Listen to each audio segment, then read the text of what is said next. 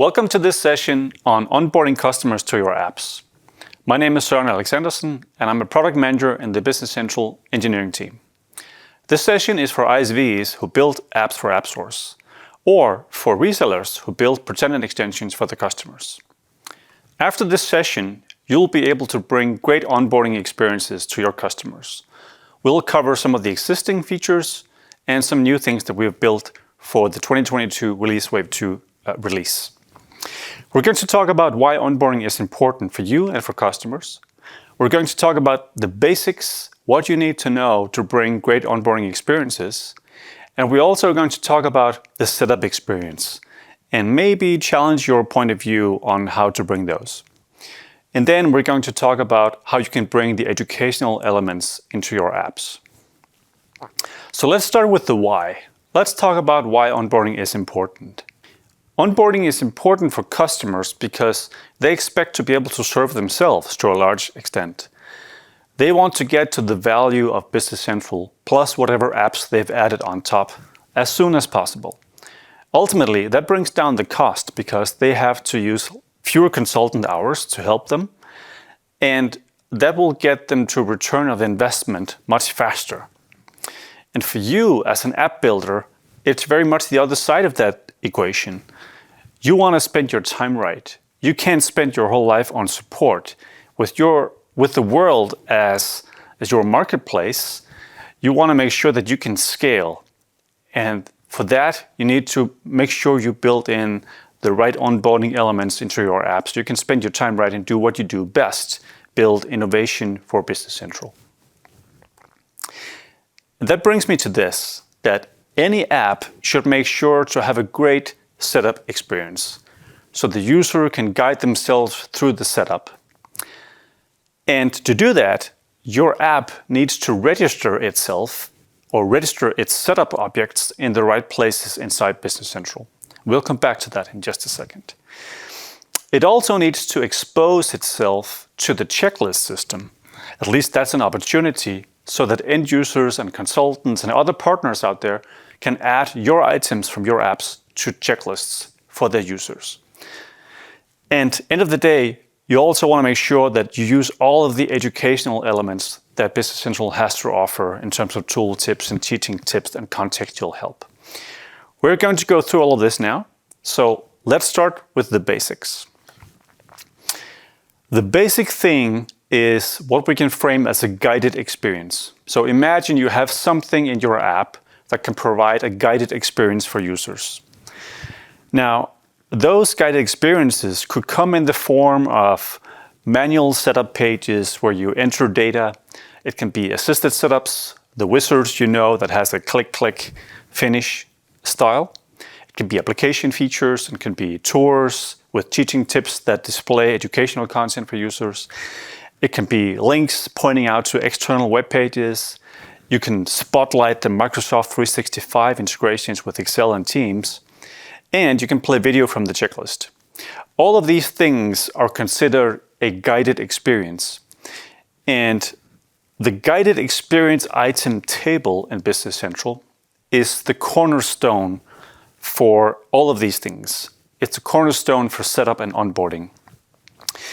Because this table hosts all of these elements, and you need to make sure that your app registers itself with any of these types of objects here.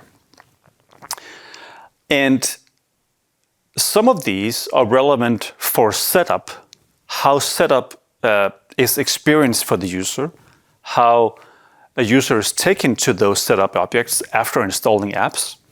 There's a few of them highlighted here that is relevant for those.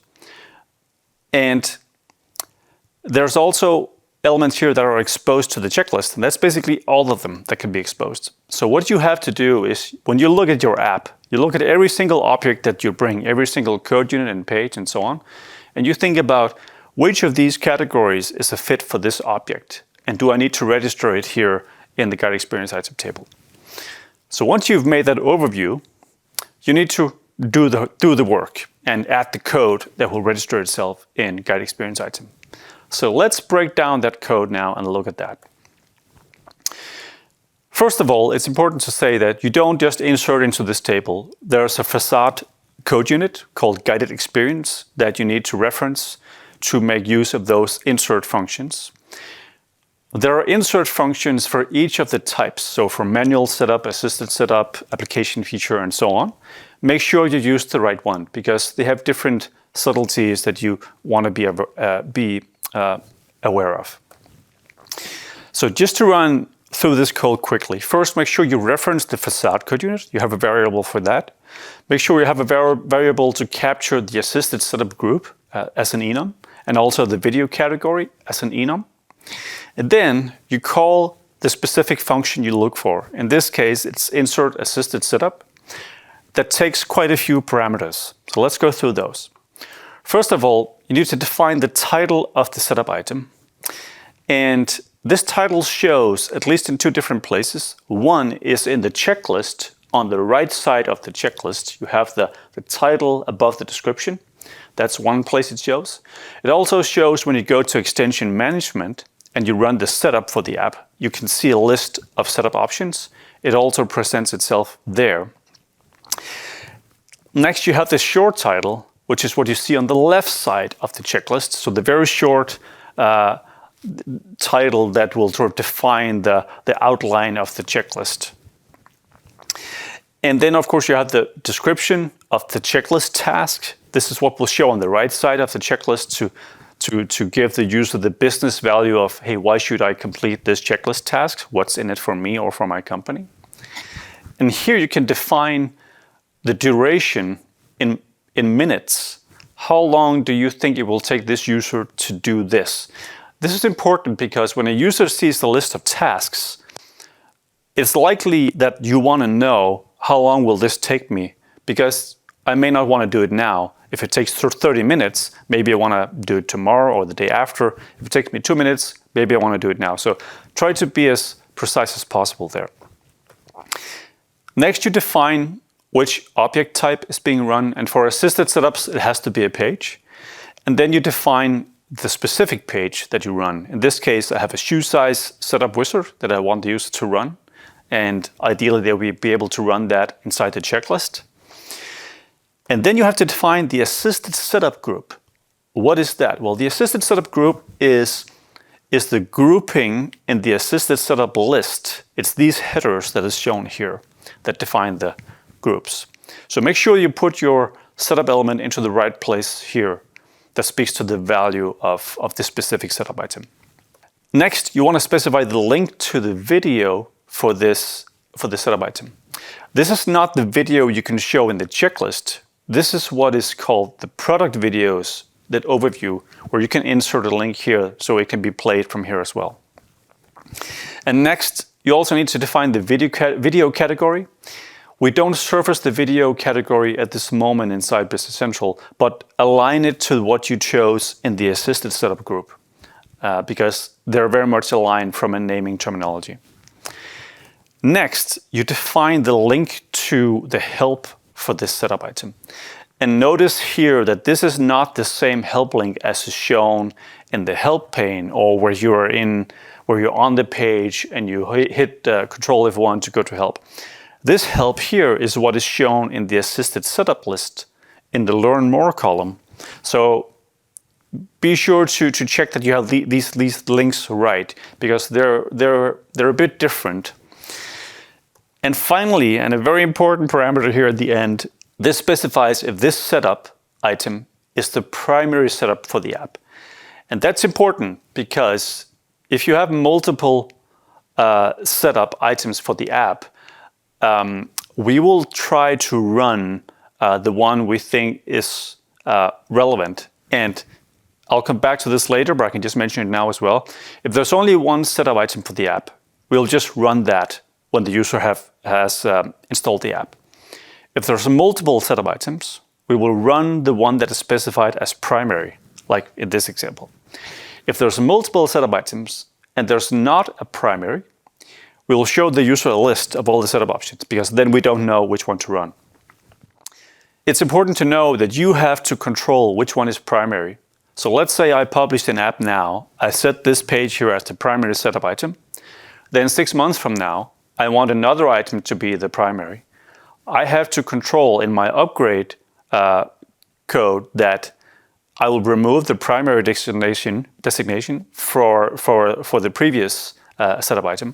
So otherwise, it will fail when it tries to insert a new primary. So that's just important that you keep that under your control. Right. So that's how you register an item in Guided Experience Item. I won't go through the other types because these functions are very similar. As mentioned, they have a few subtleties, a few differences between them. So what was the effect of registering this Guided Experience Item? Well, first of all, as I just mentioned, we will run the primary setup automatically after user has installed the app. And the way this works is the user kicks off the installation. It will run as a background task, as it's always been done. But now the user will have a chance to see that the installation is taking place with a spinner in this page that we illustrate here. And once that is done, once installation has finished, we will show the primary setup that is brought by the app, if we can figure that one out, or list the setup options. But by registering this Guided Experience Item, you've also exposed the object itself to the checklist system. So any customer, any consultant or partner out there can use that item and insert it into a checklist. And how do you insert things into the checklist? Well, you can use a similar way as we just saw with a facade code unit. You can also do it via the UI, via the checklist administration page. Or you can insert it as data, because the checklist is just data in some underlying tables, which you can bring through a configuration package, through APIs, or whichever way you see best. Now, there's a couple of scenarios that you may wonder about. So I'm installing this app. What if I'm not the right one to set it up? What if I'm the IT admin person and I need someone with the business understanding in this company to actually set up this app? Well, because in that case, you don't want the setup to just trigger after installation, or at least you can't do anything with it, you just want to close it. Or maybe I don't want to set it up now, I just installed the app, but I want to set it up tomorrow. Well, in that case, up until now, you haven't been able to really find the setup. You had to know what you were looking for. So if you search for the setup, you'd have to know some of the key phrases or maybe the publisher name to find that setup page. And you wouldn't know what to expect if it was an assisted setup or manual setup. We've changed that. So from this release, we've added a new setup action on the extension management page, where we will run the primary setup of the app. And as I mentioned before, we will search now, when you hit this action, we will search the Guided Experience Item table according to these rules mentioned here. So we will try to find any records in Guided Experience Item that matches your app's ID with the extension ID field. If we only find one entry, we just run that entry. And that can be any object, really. If we find multiple objects, we run the one you specified as primary. And if no primary is found, then we show a list and the user has to decide which one to run. All right. Now that brings an interesting question, because what if I have an app that don't bring an entirely new setup table? Let's say I extend inventory setup and I want a new Guided Experience Item with my own text for the checklist because I want to flavor it from my vertical, for example. But the Guided Experience Item table already has an entry for inventory setup that is owned by the base app. So how do I bring in another one owned by me? Well, it's actually fairly simple. First, you need to create a code unit that runs the inventory setup or whatever setup objects belonging to that other app that you extend. And then you insert that code unit into the Guided Experience Item table. And then, as you see here in this example, you can flavor the text, the titles, the descriptions, and so on to your needs. So in effect, this will run inventory setup from the checklist, but it will have your wording added to it. Speaking of the checklist, let's see how we can add things to the checklist from code as well. As mentioned before, there's also a facade code unit for the checklist system. And the way you add things to the checklist is that you first need to create a variable to hold the profiles for which you want to insert checklist tasks. As you've maybe seen, you can assign checklist tasks to a role, a profile like business manager, accountant, sales order processor, and so on. So you need to have a variable to hold that information. Then you want to reference the checklist code unit because you want to call the insert function. And then you want to have an enum variable where you can specify what is the guided experience type. And by type, I mean manual setup, assisted setup, application feature, and so on, as we saw before. So the first thing you want to do is you want to add the roles to this variable for which you want to insert this checklist item. In this case, I just want to insert a checklist item for business manager. And then I call my checklist insert function. And I have to specify what is the guide experience type. I want to insert my assisted setup, as we saw before, which is a page. And it is this specific page. And then this is important because when a user sees the checklist, it's sorted. And you can define the sorting by manipulating the integer that is added here. So in this case, I specify the value 3000, and that will determine how high or how low in the checklist this item will present itself. And then I also specify the variable that holds my profile information. And then again, last but not least, here you specify if this checklist item, if this task is something that everyone must complete. And to best explain this, think of this in two ways. Let's say you had an item that is about setting something up for a specific feature. You assign that to the business manager profile. Let's say that 5 people are business manager roles. In that case, if just one of them sets it up, completes this task, let's say it's a wizard, they complete it, and the task is now completed for that user. If this parameter is set to false, that not everyone has to complete it, it means that it's enough that just one user had completed this, which means for the other 4 people, their checklist will display this task as completed as well. That's fine for, let's say, just one has to complete it. Let's say the checklist item was another thing related to training. You want to make sure that all 5 people completed this training task. Then you set this parameter to true, that everyone has to complete it. It takes a bit of getting used to, but once you get your head around it, it's actually quite logical. Also note here that this procedure we have at the bottom here, add role to list, is one that we call and use in the base app. I don't want to specify that here, but look that up in the base app so you can understand how that works. But you don't have to do anything else basically other than copy that code if you want to use it. Now, who should add things to the checklist? Well, as an ISV, you may not always want to add your things to a checklist because you don't know when that checklist is being used by customers. The checklist is designed to help customers onboard to Business Central. It's not meant to be something that pops up for users when they install apps. So make sure as an ISV, as an app builder, to register all your items so that you empower consultants and users out there to add your items to any checklist that they want. That's really the key takeaway from this session. Register your guided experience items. Let's talk a bit about setup experiences and the way we and you bring those. First of all, make sure that you bring guided experiences. We've just talked about different ways a thing could be guided by using the guide experience item. Really, you want to think about how much you can use assisted setups to guide users through entering key values for a feature, entering in master data, and so on, downloading master data. But think about these two concepts, just enough setup and just in time setup. The just enough setup is really about only loading and having the user go through the setup that is needed in their specific scenario. So let's say you have an app with 3 different use cases. The user only has to set up one of them, maybe. Well, you can ask them, you can provide a wizard that asks them what do they want to use the app for, and then only guide them through the relevant setup that's needed. That kind of thinking.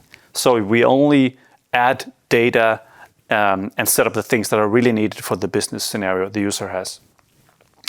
The just-in-time setup is a bit similar, but consider that you wanted to load a set of default data for your app. Well, instead of loading everything, you could also ask the user in a wizard. And based on some answers, you could download additional data from a blob storage and insert it into the right tables right away. So think about those concepts of how much data do we add, and when do we add data, and when do we guide the users through setup, so that we don't treat everyone the same. If you do that right, you could have the same app be used by any of your users, but it could work differently based on their setup needs. And to that end, if you have, let's say, a larger app that depends on multiple subject matter experts in various business domains that needs to set something up, try to consider if you can split up into different assisted setups depending on those business scenarios. All right, let's talk about providing educational elements. You've seen some of these things before in the in-market versions of Business Central that is available already. And we want to start with pointing out the value of teaching tips, because there's a lot of value in teaching tips. It's always a balance how much to show and how much not to show, and how much to pop up for users. But really think about how you as an ISV can bring teaching tips for all of your objects, for all of your pages, and think about how you can format the text by using these markdown syntax that you have available here. And to just illustrate how this specific teaching tip here was built, let's just dive into the code and dive into the anatomy of a teaching tip. In this specific case, I have just added one teaching tip to the sales orders list page that overwrites the default one, because you can do that if you specify the about title and the about text properties on an existing page where it has these properties already. Your app will overwrite it. So in this case, the about title does nothing else than just set the title of the teaching tip. The about text property defines the body of the teaching tip. But here you'll notice that I've used some special markdown formatting that we can interpret, that the client can interpret and display as italic and bold. And you'll also notice the special linking syntax here, which is also kind of a markdown interpreted thing, where you have the visual text in square brackets and the page equals that points to the specific ID of the page you want to open from the teaching tip. And then you have, in double quotation marks, you have the accessibility text that is necessary, so you can guide people with those kinds of requirements. All right, let's talk about contextual help. So in Business Central 2022 Wave 1, we released the first version of the contextual help pane, where the idea is that if you're in some page in Business Central and you want to get unblocked, you're stuck, you want to get help, you just hit Control F1 and contextual help will present itself in the help pane. That is contextual to the page you're on, which works in the way that by default, the standard Microsoft documentation knows about the page you're on and will display links that are relevant for that page. For you as an ISV, you want to make sure that you make good use of the context-sensitive help URL and help page properties. One exists on the app level. That's the context-sensitive help URL. And that's what will be used as a fallback if you haven't specified the context-sensitive help page for the specific page. So make sure you can always show as specific help as possible. If you have a documentation page that is just great for explaining this current page, use the context-sensitive help page property on the page object. And then it's a bit back to basics, and we've had tooltips for many, many years. And we've actually started the work now to update many of our tooltips to, let's say, provide much better value. Because when you think about it, tooltips is the first line of defense before the customer calls you or calls the reseller. And the tooltip needs to provide good information about what does this field do? How do I use it? Of course, there's a limit to how much text can be presented here, but think about investing in all of your tooltips. One of the challenges with tooltips is it's typically, of course, right now it has to be set by an engineer, but it's actually people with product knowledge, often consultant or product owners, that has the information. So consider how you can, in your processes, make that information reach the developers so that they can add good tooltips here. All right, actions for you after this session is to make sure that whatever object you have, consider if it can be registered in the guided experience item table so that it can be run automatically after installation completes, or it can be found easily afterwards when you go to extension management and want to set up your app. And make sure you make onboarding as smooth as possible by making assisted setups to guide users, provide video. Video is a great content for learning. You can display it right in the checklist. You can point to it in various places with the context-sensitive help as well. And use teaching tips. Teaching tips not only educates customers, it also educates other partners out there that want to bring your apps to customers. And of course, make sure that you provide the contextual information as much as possible, and really do that investment across all of your apps, all of your fields to update your tooltips so that really they bring the value that the user expects, so you can avoid those support calls. And again, consider the just-in-time and a just-enough setup approach that we talked about before. How much data do you load? When do you load it? Can you ask the customer what they want to use your app for, and so on? Often done by assisted setups, but JIT downloading data on the fly, inserting it into a table when needed, that kind of thinking. So before we round off, I want to point you to this link on our documentation website, and here's where you can find all of the onboarding related information. A lot of what I've talked about today is on this documentation page as well. If there's anything you need, please reach out to us so we can add more documentation if needed. So now you just watched a very technical session on onboarding customers to your apps. You also want to check out this session that we made available in the 2022 Wave 1 Business Central launch event, so the last one.